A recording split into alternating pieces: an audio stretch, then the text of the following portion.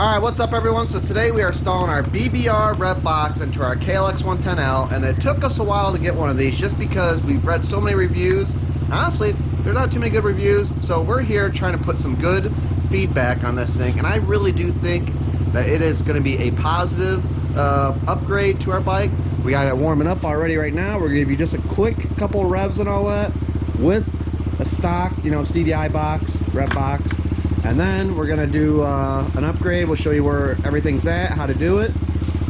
And then we'll give you some revs afterwards. But I'm going to also talk to you guys about why I don't think it really comes down to horsepower gains or like really power gains. I think there's a little bit more to it than that. But we're going to get cracking at this thing and we'll see what happens.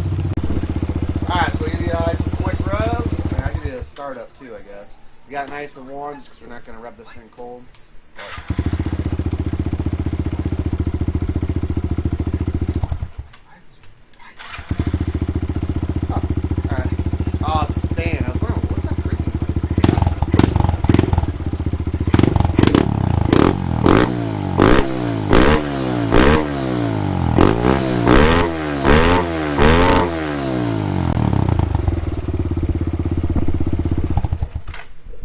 alright, so that's obviously the revs on the stock box. Honestly, I don't think the thing needs to honestly rev any higher, but this is just in case of certain circumstances and all that. But alright, so first things first, we're going to take our seat off. Rev box right there. Should be a couple easy plugs. Honestly, we'll see. Should be super easy. Alright guys, so we got our seat off. Super easy. Just put your bolts. Take your bolts out on each side here, which will be on your 8mm socket, and then right here, it's pretty simple. Here's your rev box. We're gonna pull this sucker out. Don't mind all our crazy wires. That goes to our LED bar and all that stuff that we installed. So, yeah. All right. Oh yeah, super easy job, guys.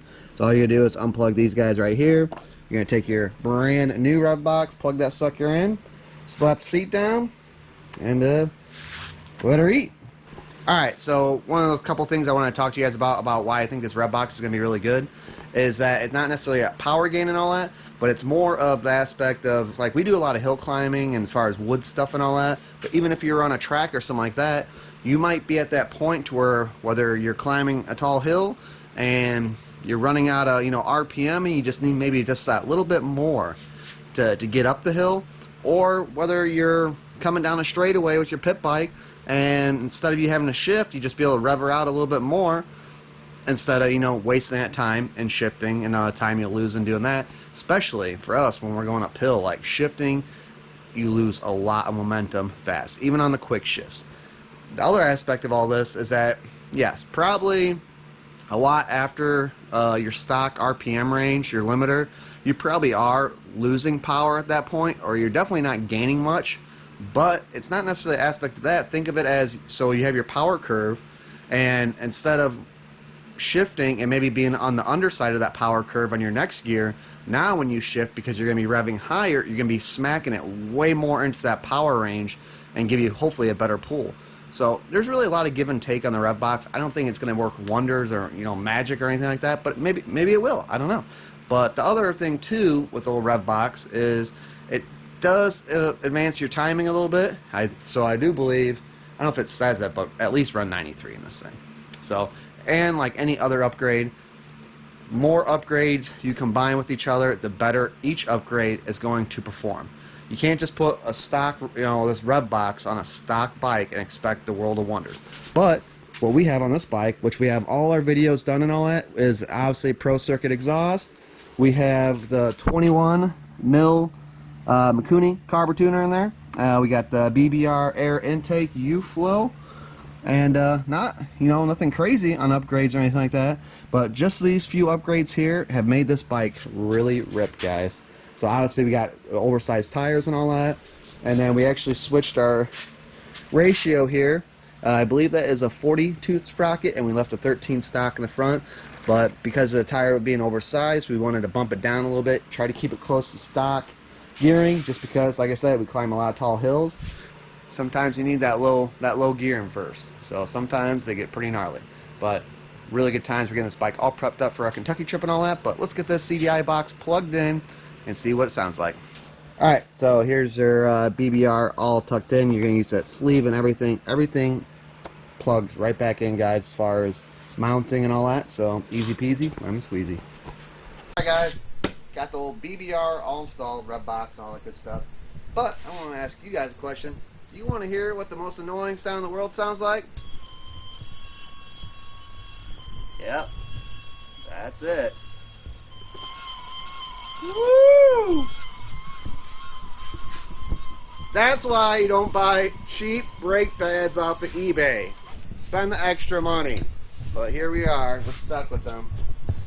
I'm not replacing them. I might replace them. I don't know, that's pretty bad. Okay. Fire up time.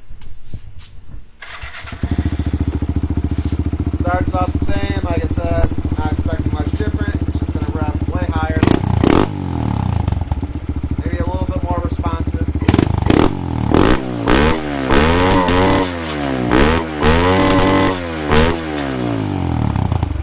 Definitely spicier on the top end. She revs out. That'll be the end of this motor very soon.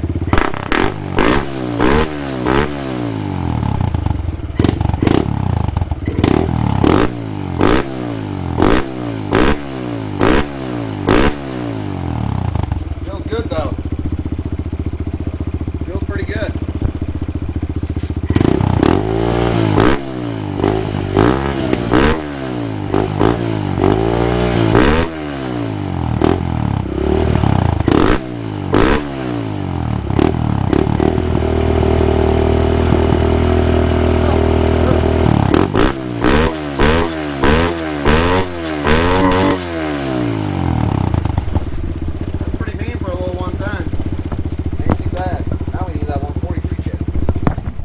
Alright guys, so that's the end of this video. There's the rev. You guys do what you think you want to do, but honestly the price isn't bad for one of these rev boxes. We did go with BBR. TBE does not make one for our year. This is 2017.